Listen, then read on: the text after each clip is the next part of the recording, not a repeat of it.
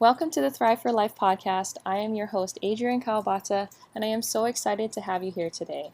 I'm a doctor of physical therapy, specialized in orthopedic conditions, but most of all, I'm just a passionate mom that's part of the healthcare team, and I want to share these fun and insightful conversations that I have with a variety of experts.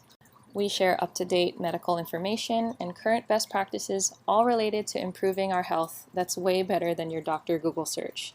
From strength training and tips for runners, ways to stay strong and pain-free as an active and busy mom, optimizing your nutrition, recovery, and so much more. I hope this podcast helps guide you towards thriving in this life you're in, and thank you for listening in. Now, let's get to the show.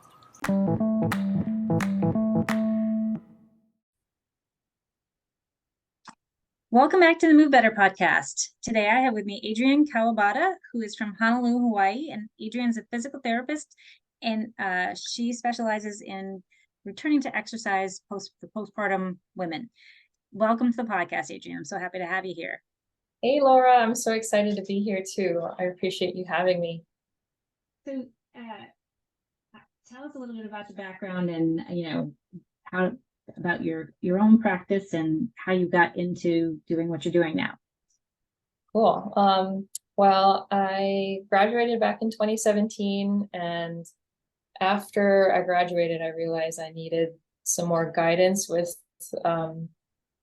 my practice. So I entered an orthopedic residency program, and I got a lot more guidance with treating orthopedic conditions. So my specialty is orthopedics, and I practiced in Arizona for a little while, and then I moved back here to Hawaii, and I worked in traditional outpatient orthopedic settings in busy outpatient clinics, seeing multiple people at the same time. And I always had this desire to have more quality time with my patients, so I wanted to create it for myself, and I opened up my own practice, the Movement Doc, back in 2021 as like kind of a side hustle, and I really enjoyed the practice. I got to treat the way I wanted to treat without the restrictions of insurance-based rules and regulations and waiting for approvals or doctor's prescriptions and things like that. There's a lot of hoops to jump through, as you know. So I know there's a certain pocket of people that would benefit from one-to-one care, and that's what I wanted to provide. So here we are. And then I became full-time in my practice after my son was born in December of last year. But throughout 2022, I was taking courses on the pregnancy and postpartum athlete, and because I myself wanted to stay active throughout my pregnancy, and I had some patients that were pregnant and even postpartum, and I wanted to serve them better throughout that time. So it's like, what better time? It's like, I'm pregnant, you're pregnant, let's get healthy together. So it just became like my personal experience being pregnant led me to want to learn more about how to help this population. And so here, after my son was born, I went all in my business, and I became full-time. I mean, like, I'm like part-time business, but full-time mom. So I don't even know what defines full-time anymore. But I don't work in a traditional clinic anymore. I work with my own practice, and I'm here to help women feel better in their bodies and stay healthy for themselves and their kiddo. Yeah. I think that's a huge gift that you give, because I'm currently working with a handful of postpartum women who, they're like, I just don't feel like I can get back. And the doctor said I can go fully, but I tried and it didn't feel right. And like, that's the same story over and over again. They're like, I don't know why they didn't refer me earlier. And, I think we don't recognize, like, and this is not to be a diss against doctors or anything, but like, they just don't like, okay, your body's fine. You're done with being pregnant, so go on with your life. Yeah. And this is sad, sappy. I had a miscarriage back in 2010, and I was like second trimester, and like, and I don't have, that was my child. But, and I wasn't able to, whatever, moving past that, Mhm. just in that 15 weeks that I was pregnant, like my body changed so much, and getting back in, like I remember the first time I went back to the gym, I cried my eyes out. But like for the first like 6 months, every time I just took a walk, like everything hurt, like all my pelvic ligaments. I was like, what is Yeah, going on? And that was half, not even halfway. Like, so, yeah, so I think it's hugely important that, you know, you're, you're teaching people how to move and exercise and do that, because we all think like, oh, I can just get right back into it. And there's a lot of things that you can do to make it feel better, because your body changes. So that leads to yeah. my question. And sorry to dump that random No, I question. mean, thanks for sharing. I had no idea, but I'm glad that you came through it and look at you now, Yep. helping other women become stronger. Those hardships definitely, they make you stronger, and they push you to do different things. So what are some tips, or like what kind of things do you see in the clinic that people are coming complaining about, like at postpartum? Yeah. So first of all, it's hard to find them because they have to get referred. And by the time that they get referred, something is really wrong. It's never really like, um, you're, you should just go get looked at prophylactically, right? It's always, so most of the time they got back into exercise and they, they're dealing with an old injury that just got way worse, or they just they're not performing at a level that they want to. It's like, I don't know how to get my endurance back up, or yeah, every woman's journey is so different. But I want to say they're kind of hard to find, these women, because they shy away from returning to exercise because they got discouraged. But the ones that finally like want to seek out care, they're dealing with some kind of knee pain, hip pain. I'm not a pelvic floor physical therapist. I work alongside, and a pelvic floor therapist, and I refer my patients to her first by all means, because I value the skill set that this type of specialist physical therapist has, because I don't do any internal work. I just kind of screen. There's like pelvic floor screening questions. Are you leaking when you're coughing or sneezing? Are you having pain with sex? Are you, there's a list of questions that I kind of run them through, and they're asked if they're checking yes, yes, yes. It's like, let's get cleared through a physical pelvic floor specialist first before you really start with me. So back to your question, like what kinds of things am I looking, what kind of issues am I seeing? It's more of that, but there's key things that I look at, and I kind of created a checklist because I wanted every woman to know postpartum, like what to look out for. So I'm kind of going to go over that because I just thought that that's a great place to start. So I identified like eight things. The first one, getting medical clearance. So if you've had an uncomplicated birth, just generally that 3 month mark is a safe time to start to ramp up returning to exercise. However, you want to get cleared from your medical doctor or a midwife that agrees that, like, hey, yeah, if you had preeclampsia or any other medical problems during your pregnancy, that all that is clear now. Okay, like now you can feel safe, and I can feel safe getting you back to exercise. So yeah, one is medical clearance.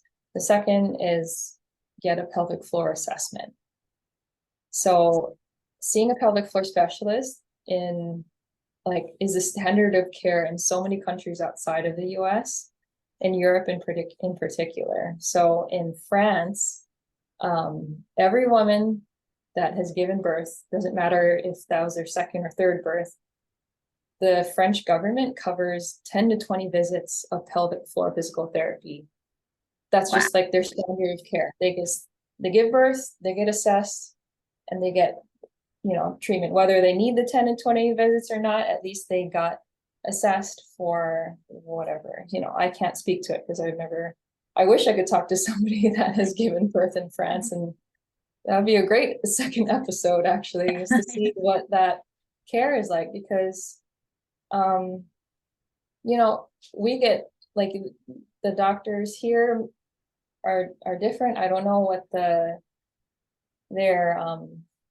clinical reasoning is or anything, but giving birth, even if you had especially a C-section, you had surgery done, that's a form of injury, and giving birth is a form of a overstretch injury if you had natural childbirth.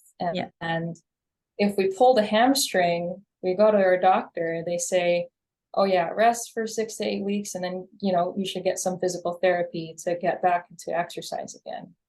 When you give birth, it's like rest for 6 weeks, don't have sex for 6 weeks, and then you just ease back into exercise. Do what you're doing before. It's like they don't get referred to physical therapy. It's crazy.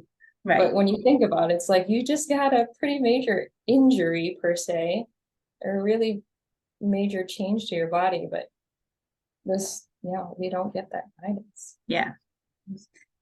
But that's, people have said that to me frequently, like, I don't know why they didn't refer me. I don't know why, I had to go and ask, and like, and you said 12 weeks, like a lot of people are like, oh no, it's 6 weeks, you're good. Like, yeah. And it's not like you're doing nothing for 6 weeks. At least in the program that I'm trying to develop right now, it's like the first, what should you be doing during those 6 weeks? It's not like doing nothing and then magically your body will feel different at 6 weeks. It's like, okay, what are you? So that's the next one of the things that I want women to know after. It's like you establish good awareness of your pelvic floor and your breathing again, because that's kind of your baseline,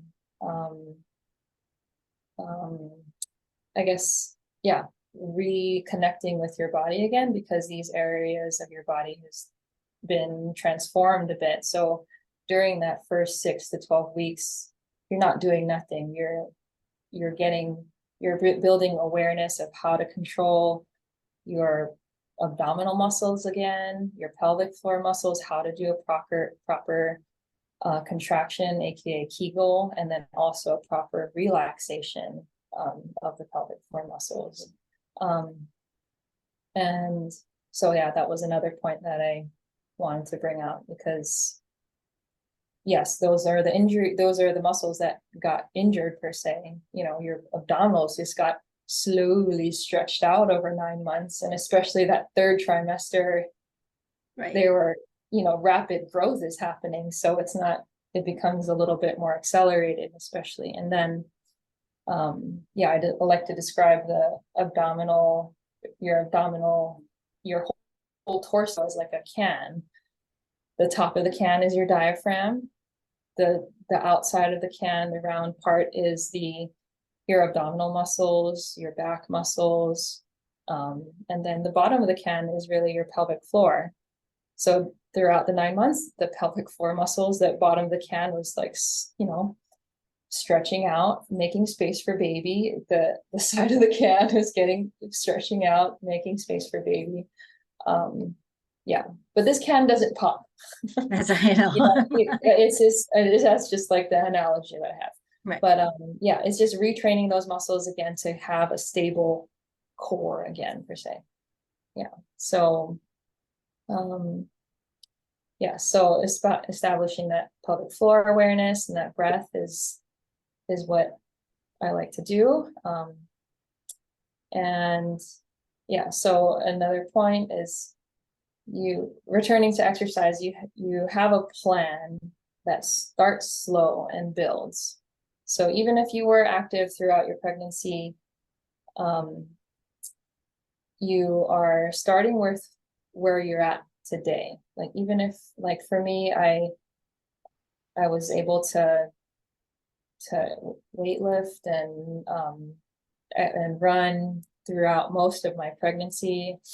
So I really stopped running at about 8 months, because once I started running around then, I started to pee, and I'm like, my pelvic floor, I did all the pelvic floor strength, and I was like, no, I think it's just walking was fine. So I just began to walk a lot more. So even if I was, if a woman was running all the way till she gave birth, what happens after birth is you can start with where you're at. So, because it just depends how your birth went, if you had a C-section.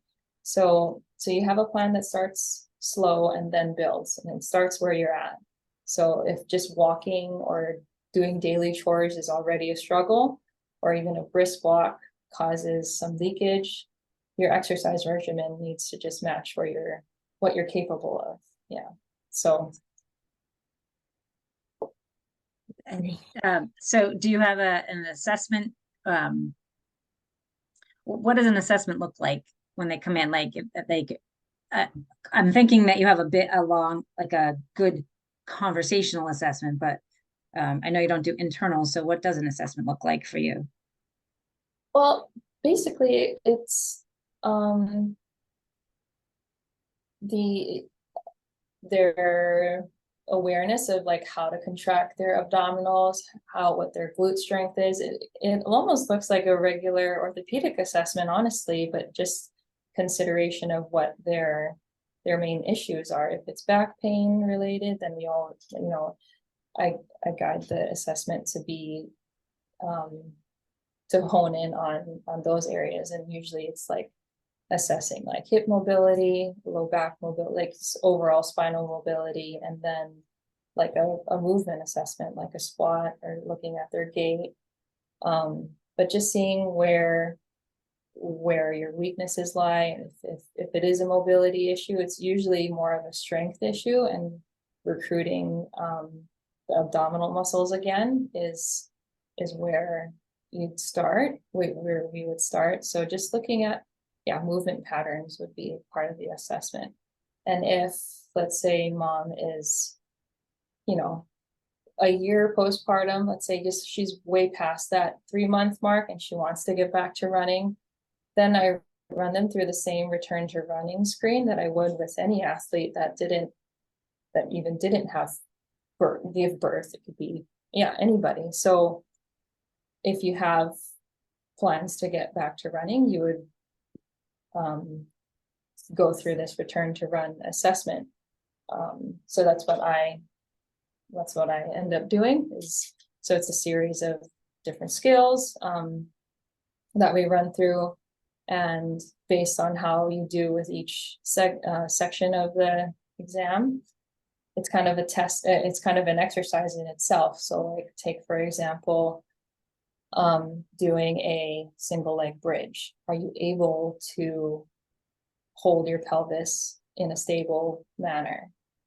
Because running is really a series of single leg hops, and how controlled each hop is going to determine how much load is going to go through your foot, your knee, your hip, your back, your whole pelvis. So that's what the return to run assessment would look like for for anybody that's trying to get back to running, especially mom. Yeah.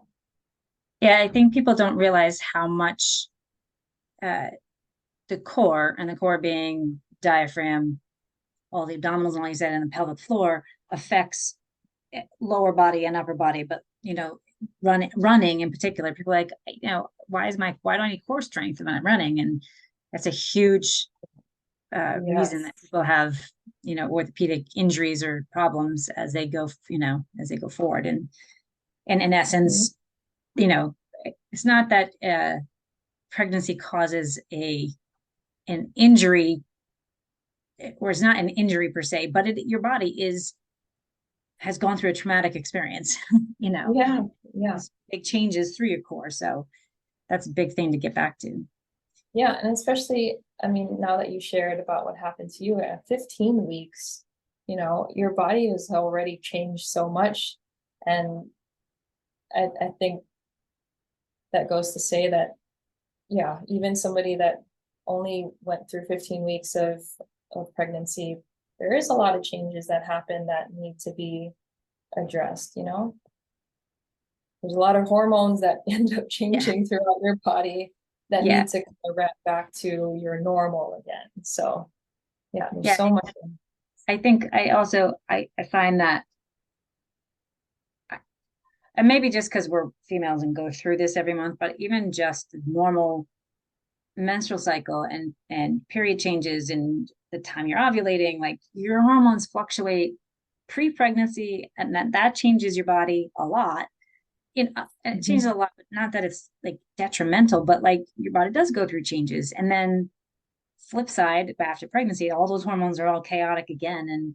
And that plays a big part in what ligament stability is and how your body's going to react and feels and moves.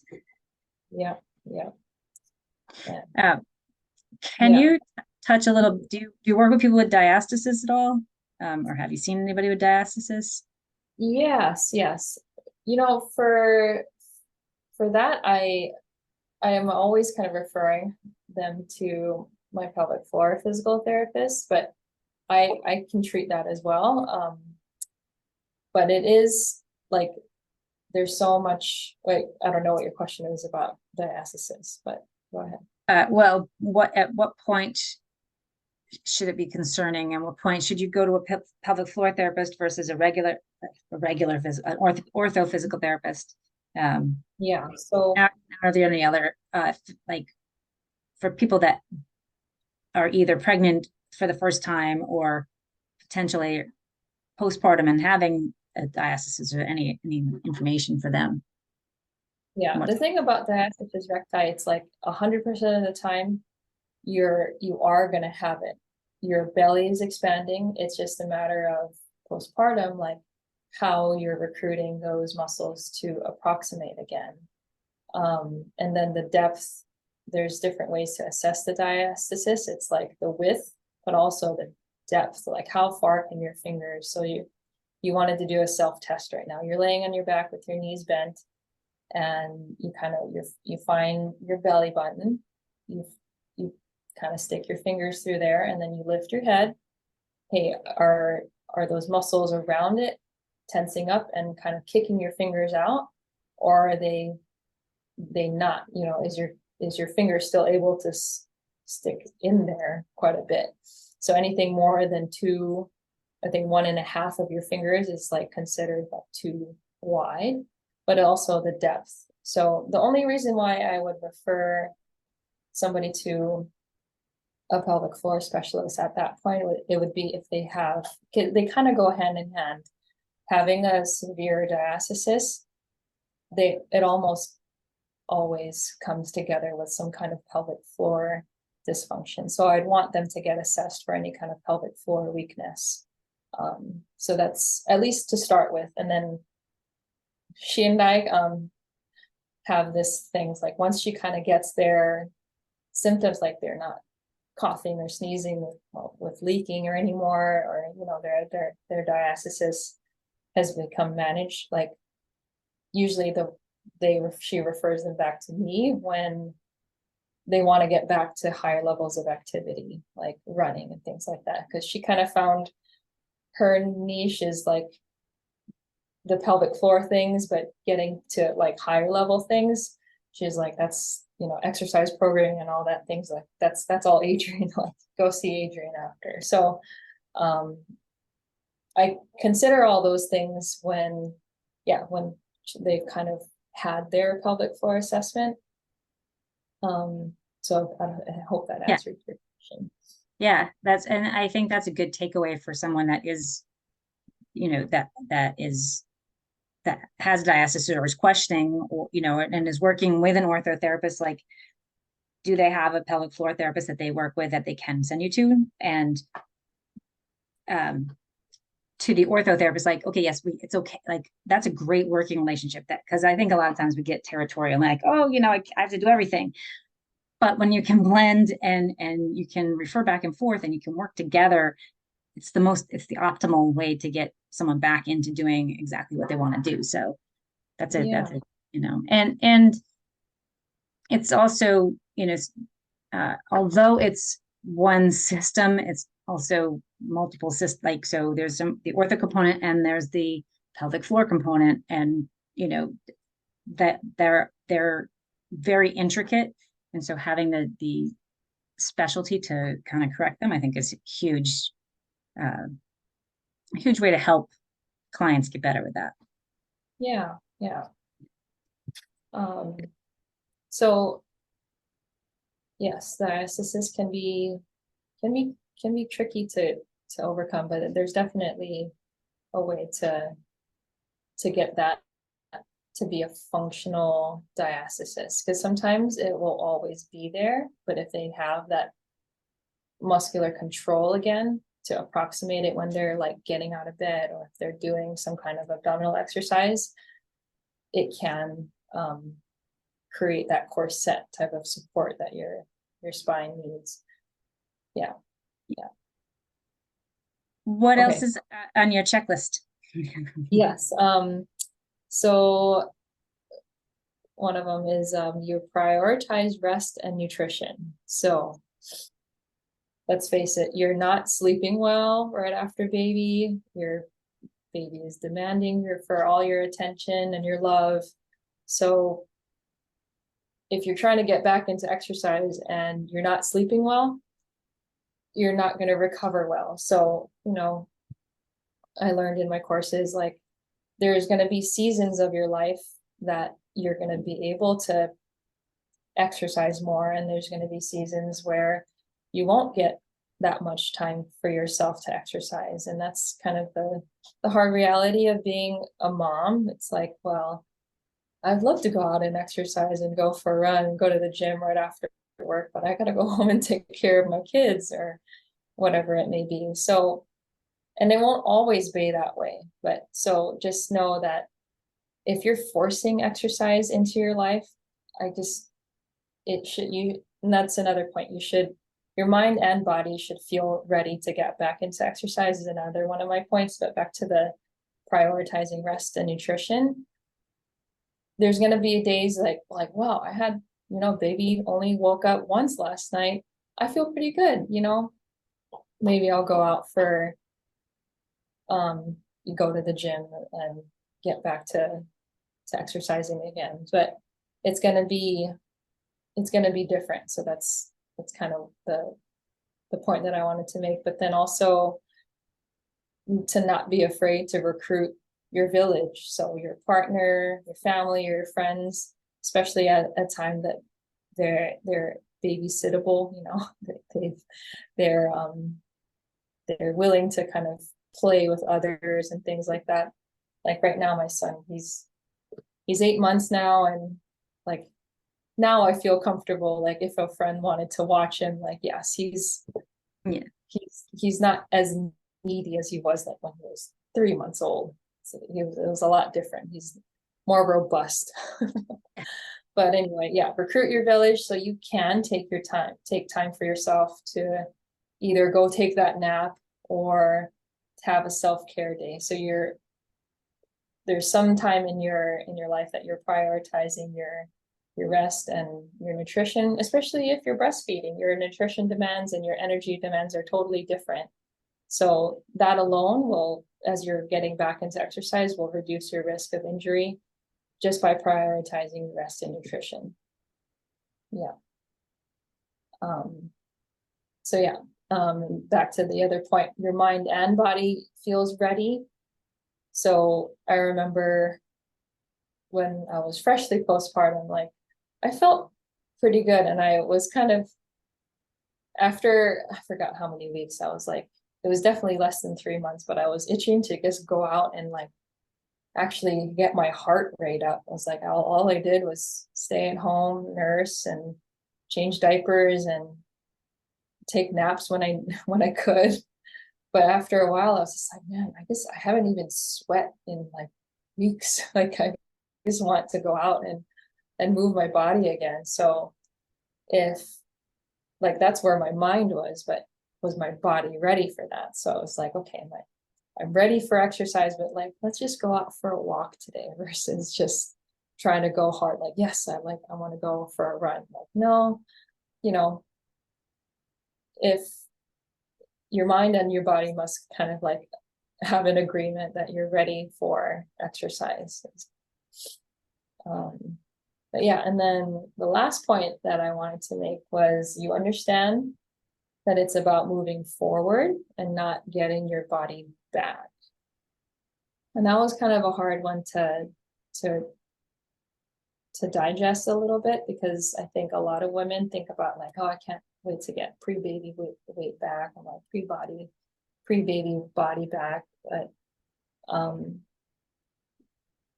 that's, I mean, it's a personal journey, but that puts a lot of pressure on mom to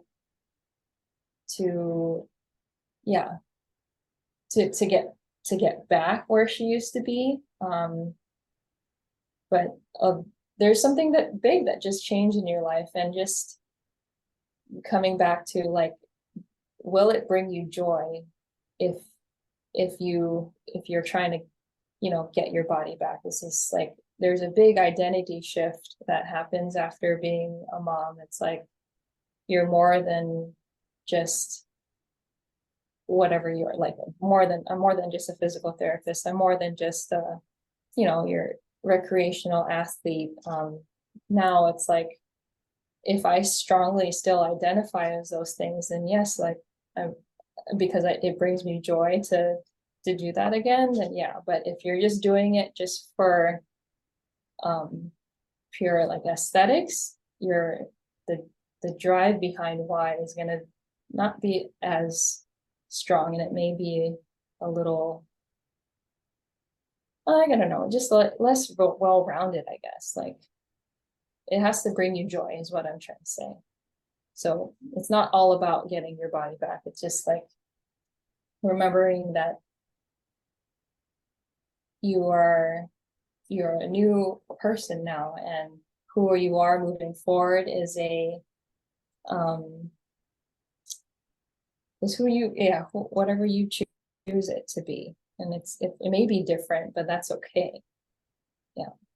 I think that can be a hard piece for people to remember. I mean, once you have a child, you don't go back to who you were, because now you're mom, or mom and dad. Yeah.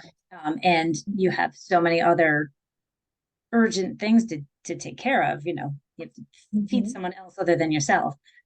And I think a lot of people I think it's also very good to have some time to be able to go out and time away from the baby, to be able to breathe, regroup, catch your breath, remember who you are. But remember that this is all part of the process, and you're putting those pieces together of, what, like you said, what brings you joy now, and you blend that, and maybe even using exercise, like exercise for more than just aesthetics, because exercise in itself, I was just listening to the Feel Better, Live More podcast, and they were talking about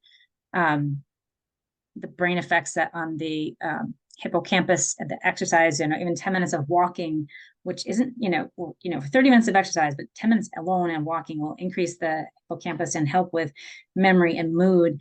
And it can shift your, so when we're not going to dive necessarily at this time, we can later if you want, but about postpartum depression, but like exercise is very important postpartum, because it does help your body recover from the 9 to 10 months that you just went through, and the growth changes and all those changes. But you have to respect that process, that you had 10 months of getting to there, and your body has to recover and heal from it. And it should be an enjoyable process, not a punishment to go out and get your body back so that you look, the way you did before you had a baby. Exactly. That's a huge point. Perfect. Yeah, that's exactly what I was trying to say. Yeah. And just to remember that we have the rest of our lives to really like prioritize exercise, like how it used to be. Our babies will only need us like this for only so long, and just adapting your exercise regimen to just have this happy medium of like, I'm doing this amount of exercise to keep me healthy and happy, and also it's not going to look like how it did before baby, because your life is totally different after baby. So it's, and just remember putting it into perspective, like, yeah, our babies are only going to be this cute and little for so long. And it's just a phase of our life that, and then when they become teenagers, they're not going to want to do anything with us. It's like, yeah, well, now's the time to go to the gym since he or she's going to hang out at the mall with friends and whatnot. Yeah. So there's a phase, there's a chapter of our life. And right now, at least early postpartum, yeah, it's going to look a bit different, but it's not going to always be that way. Yeah. Yeah. Got some good items on that, and like ways to, like, having lived through it. I think that's huge, you know. And I'm like, I'm still learning. Like he's only 8 months and he's already taught me so much, but yeah. So that's another key takeaway for someone who's in the throes of having a new baby, whether it's you're pregnant or just like, you're gonna keep learning from your child for forever, and that's such a gift. And that, you know, sometimes just chasing around after them can be your exercise. Yes, absolutely. Yeah, your energy demands are, your form of exercise is going to be completely different. It's not going to look like running on a treadmill or picking up dumbbells. It's going to be picking up toys and picking up your baby and putting him in. Yeah, better than a sandbag. Yeah, and you're sandbag training now, but you know, baby, I think has more wiggle room than a sandbag. So that's, yeah, and they just keep getting heavier too. Yep. Yeah. Yeah. So what do you have any programs coming on, you know, going on? Like, what are you working on? What's coming on? What's going on in your world now? So I'm working on returning to run postpartum, a program for that. I'm kind of breaking it down into early postpartum exercises to focus on, that like 0 to 12 week. And then this other portion of it is strength training progressions for the after the 12 weeks. And really, I'm just using 12 weeks as a general guide. Not everybody is going to need to wait 12 weeks. It's going to be different, but it's just that we're right now, like the latest literature is saying that 3 months is a great time to really start ramping it up. Granted that you've kind of hit these milestones, like these key things, like having good pelvic floor awareness and things like that. So yeah, it'll have strength training progressions for getting back to running. It'll have that self-assessment, return to run self-assessment to kind of identify areas of weakness. And then I'll have little bonus sections for considerations if you've had a C-section or if you have diastasis, just education around that. And then it'll kind of wrap up and how to stay strong throughout your motherhood, and just like we're just talking about, understanding that there's different seasons of your exercise journey. And right now it's like slowly is building your base right now, after having your child basically. So yeah, there will be times that you need to modify your training in general, even if you didn't have a baby, if you got sick, if you had some kind of life event happen, or you just, yeah, everyone has like a hiccup in their life that demands them to change their exercise regimen. So is this kind of like that reset button, like how to get back into exercise, but particularly running for this program. So yeah, that's that program. It's not finished yet, but I will let you know when it is. It's a work in progress.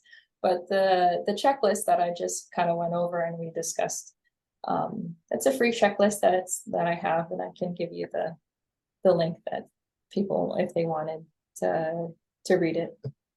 Cool. Yes. Yeah. Let's do that. We'll put it in the show notes.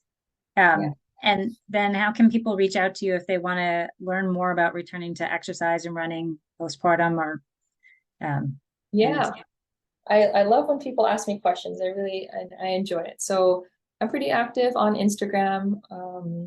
My handle is Adrian _ the movement doc.